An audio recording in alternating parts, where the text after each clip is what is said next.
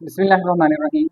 Dear students, हमारा आज का topic Punjab enforcement and regulatory authority operation and procedure rules है। हमने इन रूल्स को किस तरह से पढ़ना है, किस सेक्शन के साथ रूल्स को रिलेट करना है और किस सेक्शन में कौन सा पॉइंट इम्पोर्टेंट है जो पेपर में आ सकता है, इस चीज़ को देखेंगे। आपने गौर करना है। अगर आपने एक्ट एंड रूल्स का डिफरेंस समझना है तो मेरा इससे पहले वाला लेक्चर ज़रूर सुने, ताकि आपको एक्ट एंड रूल्स के डिफरेंस का पता चल सके और आपको रूल्स समझने में आसानी हो।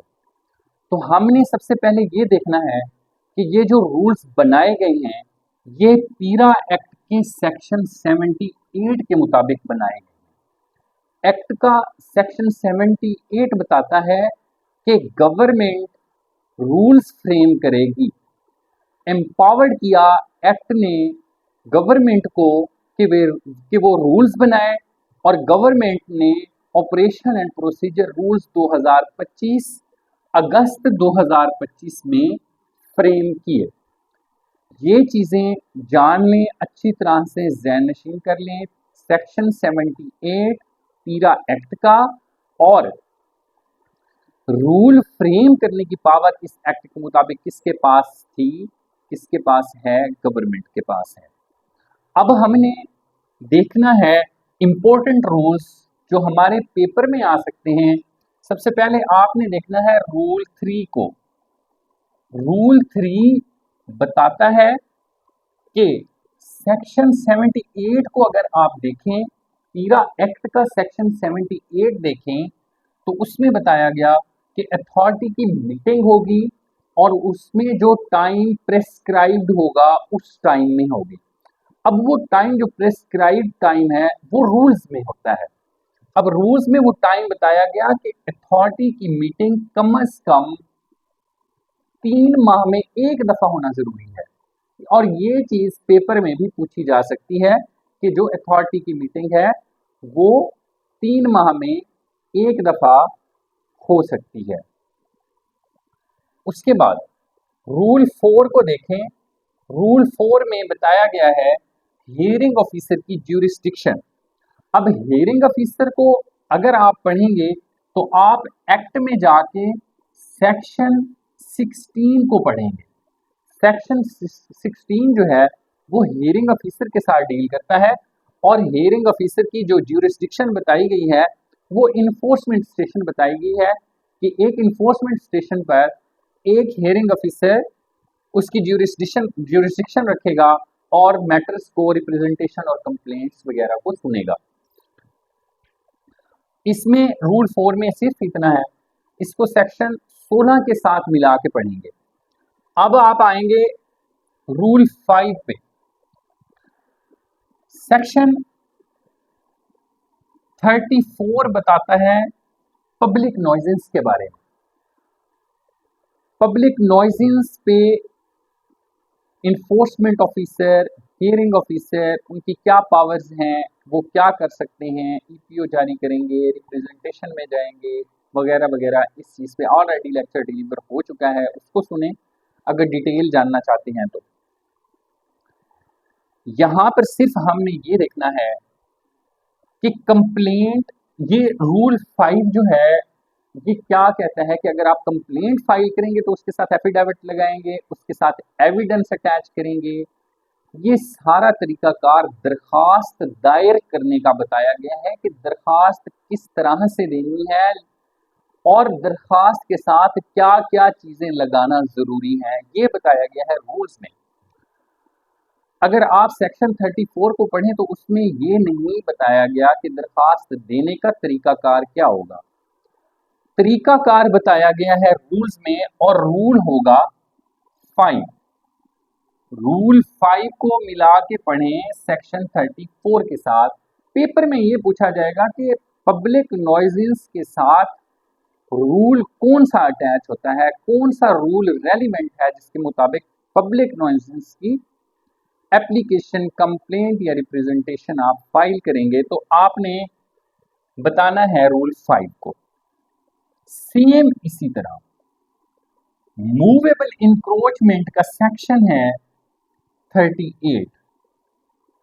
अब मूवेबल इंक्रोचमेंट की कंप्लेंट फाइल करनी है या रिप्रेजेंटेशन, तो इस सूरत में तरीकाकार क्या होगा, एप्लीकेशन किस तरह से बनाएंगे, कंप्लेंट किस तरह से बनाएंगे, डॉक्यूमेंट्स क्या अटैच करेंगे, ये सारी चीजें बताई गई हैं रूल 6 में। तो सेक्शन 38 पीरा एक्ट का रिलेट करेगा रूल 6 के साथ। जब आप सेक्शन 38 को पढ़ेंगे तो इसके साथ रूल 6 को पढ़ेंगे।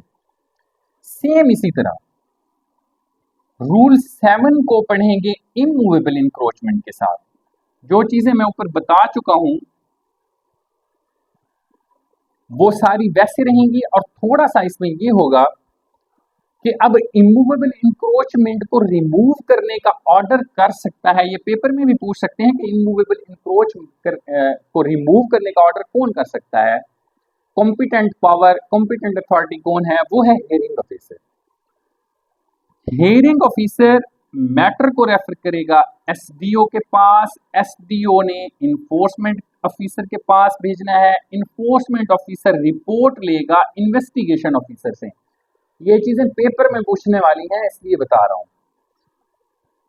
अगर आपको ये चीजें याद हो गई तो पेपर किसी सूरत फेल नहीं होगा। मैटर है इमूवेबल इंक्रोचमेंट का। इमूवेबल इंक्रोचमेंट का जो प्रोसीजर होगा वो बताया गया है रूल 7 में। सेक्शन इसका बता दूं, सेक्शन होगा 39 इमूवेबल इंक्रोचमेंट, सेक्शन 39 पीरा एक्ट, और रूल है 7। और hearing officer, SDO, enforcement officer, फिर इन्वेस्टिगेशन ऑफिसर, ऐसे जाएगा मैटर। फिर इसी तरह वापस आएगा, फिर रिपोर्ट आएगी इन्फोर्समेंट ऑफिसर के थ्रू एसडीओ के पास, फिर वापस हियरिंग ऑफिसर के पास, और हियरिंग ऑफिसर ऑर्डर करेगा इंक्रोचमेंट की रिमूवल का। ये सारा प्रोसीजर जो है ये एक्ट में नहीं बताया गया। ये प्रोसीजर, डिटेल प्रोसीजर जो बताया जाता है वो रूल्स में बताया जाता है, और रूल्स इसलिए बनाए जाते हैं ताकि डिटेल प्रोसीजर बताया जाए। एक्ट की इंप्लीमेंटेशन का तरीकाकार क्या होगा वो रूल्स में बताया जाता है। फिर आप आ जाएंगे रूल 8 पे, और रूल 8 को आपने मिला के पढ़ना है सेक्शन 51 के साथ। सेक्शन 51 डील करता है रिप्रेजेंटेशन के साथ। एक्ट में बता दिया गया कि आप रिप्रेजेंटेशन फाइल कर सकेंगे ईपीओ के अगेंस्ट कोई फाइन हो गया है, या कोई भी प्रोसीडिंग जो इन्वेस्टिगेशन ऑफिसर या इन्फोर्समेंट ऑफिसर ने की और आपको लगा कि वो एज पर लॉ नहीं है, तो फिर आप उसके अगेंस्ट रिप्रेजेंटेशन फाइल कर सकते हैं। एक्ट में बताया दिया गया, लेकिन रूल्स में बताया कि वो रिप्रेजेंटेशन तब फाइल की जा सकती है जब कोई एथोराइज्ड ऑफिसर पीरा का इलीगैलिटी कमिट करे, जब वो कोई गैर कानूनी काम करे जो वो कानून के मुताबिक नहीं कर रहा, उसकी एप्लीकेशन कंप्लेंट लिखेंगे तो उसमें उस इलीगैलिटी को भी लिखेंगे कि ये इलीगैलिटी कमिट की मौके के अफसर ने, चाहे वो इन्वेस्टिगेशन ऑफिसर हो, इन्फोर्समेंट ऑफिसर हो, या सब डिविजनल इन्फोर्समेंट ऑफिसर हो, कोई भी, उसमें इलीगैलिटी होनी चाहिए। दूसरे नंबर पे एक्सेस कमिट करे, अपने इख्तियारात का नाजायज इस्तेमाल करे, तो वो भी आप दरखास्त में लिखेंगे जो रिप्रेजेंटेशन फाइल करेंगे उसमें। ये पॉइंट्स एक्ट में नहीं बताए गए, रूल्स में बताए गए हैं, और यही पेपर में आने हैं। अगर आपने इनको ना किया तो फिर पेपर में बैठे होंगे और पछता रहे होंगे कि काश रूल्स को भी समझ लेते और पढ़ लेते। तो इसलिए अब टाइम है, पेपर लेट हो गया है, पोस्टपोन हो गया है, इस टाइम का फायदा उठाएं और अपनी तैयारी को मजीद बेहतर बनाएं, मैक्सिमम मार्क्स लें ताकि नेक्स्ट फेज में जाएं और नेक्स्ट फेज से फाइनल फेज तक जाएं, आपके ये नंबर मेरिट में काउंट हो, आपकी फाइनल सिलेक्शन में ये नंबर आपके काम आएंगे। हम आ गए रूल 9 पे। रूल 9 ये बताता है कि हियरिंग प्रोसीजर क्या होगा। प्रोसीजर क्या होगा जनाब? हियरिंग प्रोसीजर इस तरह होगा, रिप्रेजेंटेशन या कंप्लेंट फाइल हो गई और हियरिंग ऑफिसर ने उसको टेकअप कर लिया।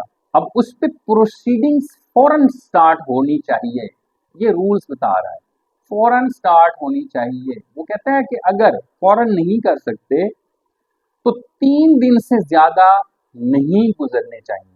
3 दिन के अंदर अंदर, पहले तो फौरन कर लें, फौरन नहीं करते तो फिर 3 दिन के अंदर अंदर कर लें। ये 3 दिन का जो टाइम है ये पेपर में पूछा जा सकता है कि कितने दिन के अंदर अंदर हियरिंग ऑफिसर को टेकअप कर लेनी चाहिए, प्रोसीडिंग स्टार्ट कर लेनी चाहिए जब उसके पास कोई ग्रीवेंस पिटीशन आती है, कोई रिप्रेजेंटेशन आती है। तो आपने ये करना है। फिर रूल 10 को आप देखेंगे, x party. X party proceeding जो है इसका मतलब ये होता है कि जिसने रिप्रेजेंटेशन फाइल की वो कोर्ट में आ रहा है। इस बात को आपने गौर से समझना है। जिस पार्टी ने रिप्रेजेंटेशन फाइल की वो कोर्ट में हाजिर है, हियरिंग ऑफिसर ने सेकंड पार्टी को नोटिस किया और वो हाजिर नहीं हो रहा, तो उस सूरत में वो कोई भी ऑर्डर पास कर दे, जरूरी नहीं है कि वो कोर्ट में आए। इसको हम एकतरफा कार्रवाई कहते हैं। प्रोसीडिंग जारी रहेगी, प्रोसीडिंग नहीं रुकेगी। किसी के ना आने की सूरत में प्रोसीडिंग जारी रहेगी।